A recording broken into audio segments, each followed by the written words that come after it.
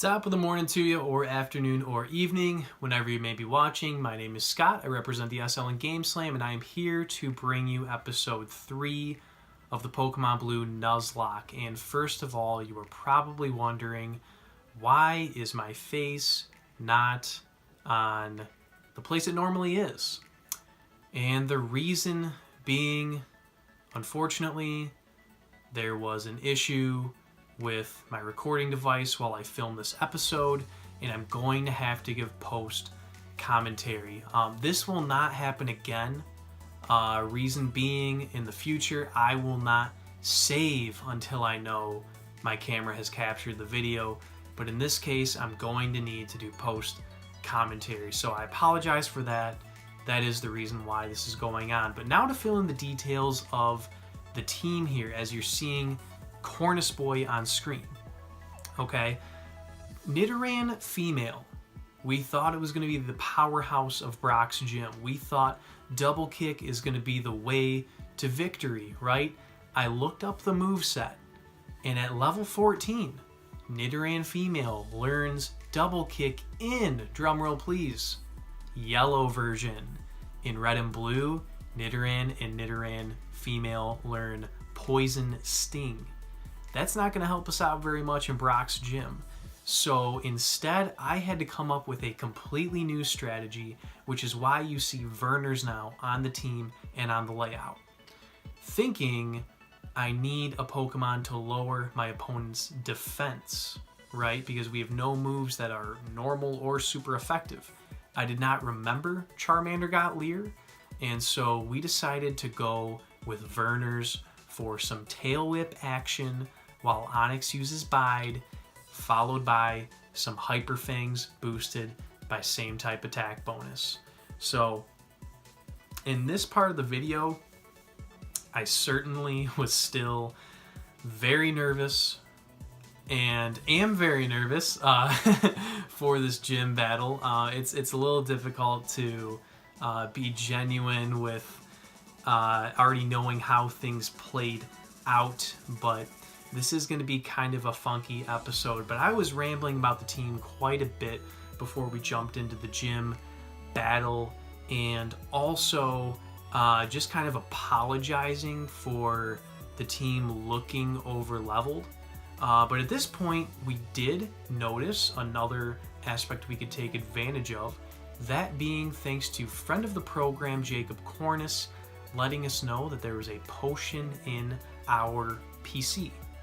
Additionally, when going back through Viridian Forest, I found a potion there as well, which brings us to a total of, I believe, 5 potions. And also going into the battle, with how nervous I was, I pulled out Useless the Kakuna for Death Fodder. Very frowned upon, I'm sure. Bush League move, yes, I agree, but I did bring Useless, and with that I decided to go to Pewter City Gym. I got kind of lost on my way there, but we made it over to the gym. And I'm not going to try and do this commentary exactly step by step, because I certainly talked about things in an order I cannot remember precisely.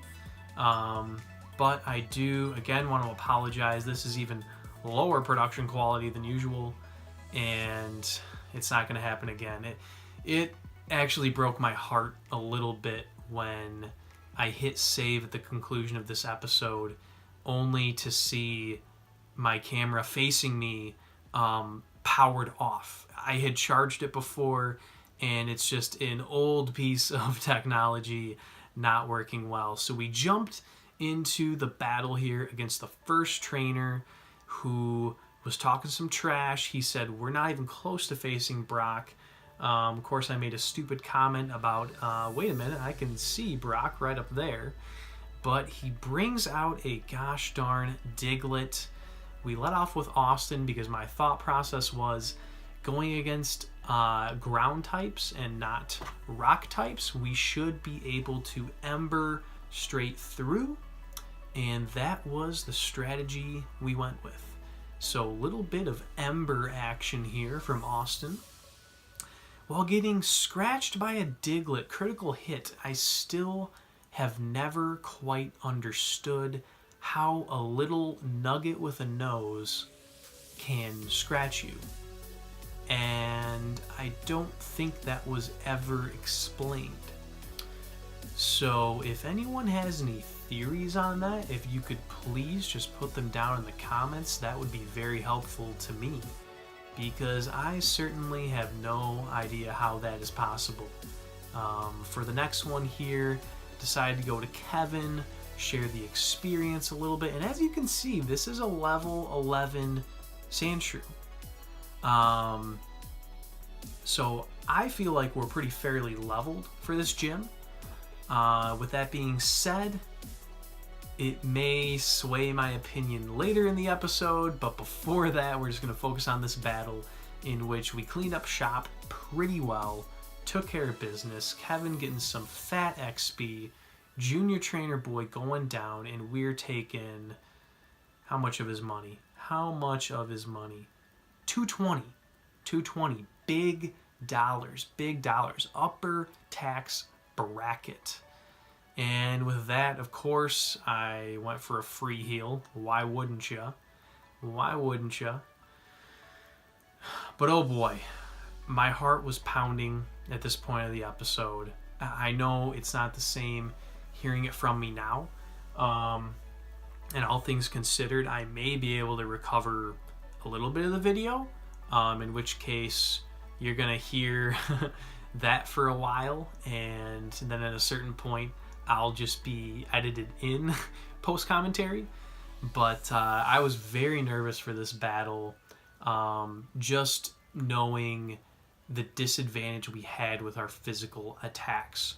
Going against a Geodude of high defense, having defense curl, in which the tail whip Leer combination would not work, and also facing an Onix which had Bide, frankly, being a huge threat to our team. As we whittle it down, it could deal double damage back to us. So I feel like here I was just kind of going over the team and the strategy, how we were going to face that Onix, and basically my thought process was, as I said at the beginning, Werner's taking on the Onix, tail whip him all the way down, and use Hyper Fang. And with Werner's not being an original member of the team, not being on the layout last episode, I felt like it's fairly expendable. I felt like if we lose this Rattata, I'm not going to lose any sleep. So with that being said, a little bit weary, but that was the thought process with Useless as death fodder. And against Geodude, I was fairly confident that we would be able to use Austin with Ember as a special attack, getting through in that fashion. So that's where I made sure Austin was our lead, and we went straight up to Brock, the blind man, and started talking to him, where he says, "I'm Brock, I'm Pewter City's gym." And I tried to read it with my eyes closed to be in character for Brock, but then I realized I couldn't see the words. Crazy how that works. Maybe in VR someday we could do that. But Brock is gargling on about, he asks if we want to challenge him, and then doesn't give us an opportunity to say no, which is pretty rude. But when you think about it, a blind man probably could not see a shake of the head. Anyway, so shirtless Brock wants to fight. I mean, to be honest, I've never seen a person with a shirt off who does not want to fight. So there's no surprise here. Austin versus Geodude taking on the big dogs. And we lead off with an Ember, doing not a ton of damage. And so at this point in the battle, I said, you know what? I might want to go for a Leer. I think in the long run, with him possibly potioning up once we whittle him down, it might make more sense to Leer, lower his defenses, and let our offensive moves do more damage. So I went for the Leer here, dropping Geodude's defense only for that little muffin to curl back up. And at that point, I said, gosh darn it, I'm done being patient. Let's burn, baby, burn, and get this crispy muffin melted. Let's melt the muffin. So he kept curling up here for a little bit as I embered. It lives on a sliver of HP, and we do get tackled again. I quickly mulled over, you know what? Maybe I want a potion here. Maybe I want to conserve maximum HP before going into Onyx. So I thought about going down, but instead we said, finna get lit, Geodude. Let's light you up. I'm not being careful about PP. Let's light him up. Down goes Geodude. No potions from Brock. You know, to be honest, this might be an inconsiderate comment, but he very well may have tried to use a potion, but in his blindness, he very well may have missed his Pokemon. Lols. So in this case, Onyx comes up. I'm mulling over, maybe I want to stick with Austin. Maybe I want to go into something else. But instead, I go into Werner's because that is what we brought it for. That's what we brought it for. So Werner's comes out, we potion up Austin just to be safe, and we begin the strategy that we started, or that we strategized, which is tail whip these boulders. Let's tail whip these boulders. And so Werner starts doing his thing, starts shaking the can of Werner's, and Onyx misses that Screech, which is very nice because even though we have a plan for these bides, a tackle from an Onyx with our defense harshly lowered, that would hurt. I'm not gonna, that would hurt my feelings at the very least. So Unleashed Energy does nothing as we have not engaged this Onyx in battle yet, and I continue my tail whips. And at this point I was mulling over if we should use Hyper Fang, but instead I said, you know what, let's get him all the way down to -6. Let's get him all the way down. Let's help our chances as best they can.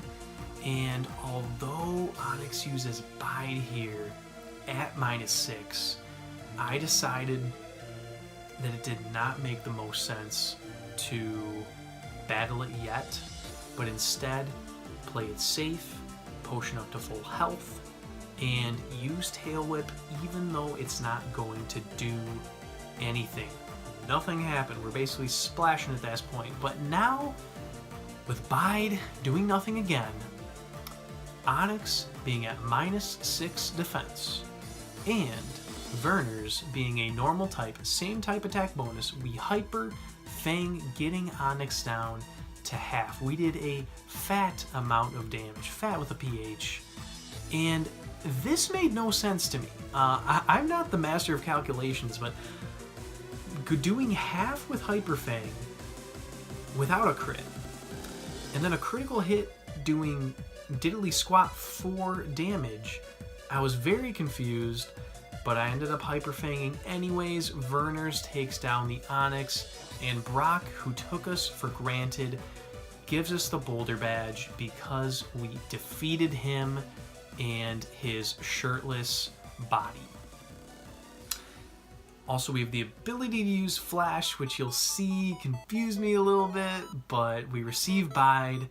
I was finally breathing a sigh of relief and was just thankful that we got through this gym battle. So we were able to defeat Brock, and it was not easy by any means, but we were able to defeat Brock. Now, I am actually going to skip ahead here for a second, since this is post-commentary, and I don't think this is all super relevant. I'm going to go past what I did, which was trying to get Flash. I tried to get Flash in the museum. It didn't really work out, and so I left the museum and ended up talking to a few people in the town before going to the Pokemart to stock up a little bit before taking on the next route. So I'm going to pick us up right here on the walking into the Pokemart, because there's really no reason to watch that last 4 minutes. I sold Bide right here, as you can see, for a fat $1,000 because that's probably one of the worst moves I can think of to use in a Nuzlocke. I mean, can you imagine me using Bide? Because I can't. So I do pick up 3 more potions. I'm trying to be a little conservative with our money, but also wanting that potion support. So we walk out here to the route and face our first trainer. She walks up and says, "You looked at me, didn't you?" Interesting question. Very interesting question. We did, to answer. But Lass wants to fight because we looked at her. Brings out a level 9 Pidgey, which brings me back to an earlier comment I made. Being, is the team over leveled? In a word, yes. But number 1, I didn't mean to. Number 2, I was very nervous about the Brock battle once I learned we could not get double kick. As you see Cornus Boy learning Poison Sting, where it would learn double kick in yellow. And number 3, I kind of forgot that this route was kind of a training route before Pewter City Gym. I guess I'm just that rusty. Frankly, it's a little bit embarrassing. We certainly could have had a little bit more of exciting battles on this route before going into the Pewter City Gym. But basically what it comes down to is us wiping the floor with a handful of these trainers, no questions asked. So at this point, I put Kevin in the lead, and we went on to our second trainer. Hey, I met you in Viridian Forest. That always confused me as a kid to say, is this one of the bug catchers who we faced earlier? Because you never really see dialogue like that anymore in the new game, suggesting that perhaps someone you battled previously could be in a different route. Truthfully, I think it's just them putting in a sentence for a trainer. But the reason it piques my interest is, I guarantee if I went back to Viridian Forest, all of the bug catchers I battled would still be there. But it is a little bit interesting just to think of the fact that from a story arc, one of the bug catchers I faced may have improved and trained his Pokemon and is now coming back for a grudge match outside Pewter City. But at the same time, I do find it a little bit humorous, as you can see when he switches out here. I'm going back into Cornus. His Caterpie is level 10, so it could be a Butterfree. And instead, my man decided to just keep it a Caterpie, which is absolutely adorable. So Cornus is going to scratch like no other, just letting this Caterpie know who is the boss man, who has been hitting the gym in both Pewter City and Waterford Anytime Fitness, I'm assuming, because we got gym rats for days out here. And, at this point, I'm kind of realizing friends of the program may be skipping this episode with it being a post-commentary. I totally get it. Being a connoisseur and consumer of Wi-Fi battles, I skip post-commentaries most of the time, too. So Austin did evolve here. And one thing I mentioned in my original commentary was I purposefully wanted that to be on screen. Of course, I did a lot of grinding off screen, a little too much, spoiler alert, but I did want that to be on screen. So happy to see we successfully have a Charmeleon without any deaths to this point. So Youngster wants to fight. He sends out Rattata, We send out Kevin the Pidgey, who frankly is semi-close to evolving himself. And I made a comment here that, you know what? This is not an absolute pushover of a trainer. If this Rattata were to get a critical hit quick attack, after Tail Whip, that's going to do some fat damage. So it only did 9 there, but gosh darn it, that was fairly risky business. Which leads me to say, a Nuzlocke, crazy things can happen. You never know what's going to happen. I have played first generation Pokemon many times, and I never know what's going to happen.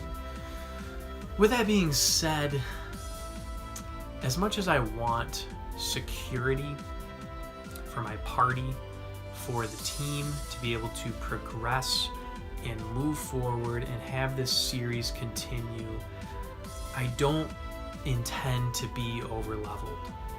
That's not my intent. I don't want a powerhouse team to run through and have us have no deaths. That's not my intention at all. So with that being said, I don't see another grinding montage happening for quite a while, barring any death.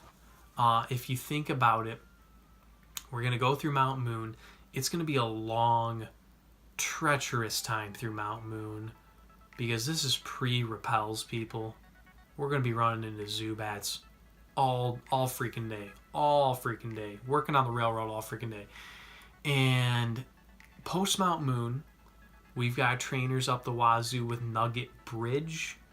We've got Misty's Gym. Before Lieutenant Surge, I'm getting way ahead of myself, but before Lieutenant Surge, we've got the SSN trainers. We've got the trainers between Cerulean and Vermilion. Between Vermilion and Celadon, there's a bunch of trainers before Rock Tunnel. So with that being said, I know these battles are not the most entertaining. I hit one more battle here before we wrapped up with another youngster here. They are not the most entertaining. I admit that. Even Sergio admits that. And he's a prideful guy. But you know what? It is going to pick back up with the craziness, the intensity, once we get out of Mount Moon. Mount Moon's going to be a little dry, not going to lie. We might need to split that into 2 episodes depending on how long it's taking. Because gosh darn it, we're going to run into a lot of wild Pokemon. And I don't intend on using the speed up button. That's just kind of a messy way to navigate caves. But this is the last battle I had in the episode. Use the speed up button a little bit to get through that Kakuna. Kevin goes to level 15. Party's looking powerful. And I am done apologizing for it being over leveled. That is the last apology that you will hear. I will be cognizant of it moving forward, but we done apologizing. So my man Cornus is gonna scratch another Caterpie. He's really just hating on these bugs. I don't know if that's a personal issue. I might have to talk to him, but my man does not like bugs. And so another scratch is gonna do the trick. Critical hit, it's a crit. Taking out Caterpie. And we have one last Metapod, in which I gave the experience to Cornus.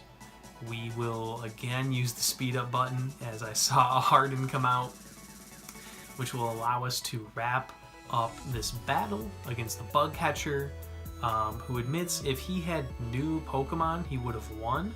I don't really understand that because the bugs he had a chance of catching were not really that great in the first place. But at this point, I decided to wrap up the episode, pulled up the party, and was apologizing for the high levels. So you might see that pop up. But basically, again, I want to apologize, not for that, but for this being a post-commentary. I will be more cognizant of that in the future. The 4 hours is because of the speed up button. Obviously, I didn't grind that much. But I will, in the future, make sure to record footage, and if I don't, I will re-record the gosh darn episode. That's how we're gonna do it. But in any case, thank you for watching. If you did, if you didn't, I completely understand, and we'll see you for episode 4 either way. But if you did enjoy, please leave a like down below, and we'll see you next time for episode 4. Game Slam signing off.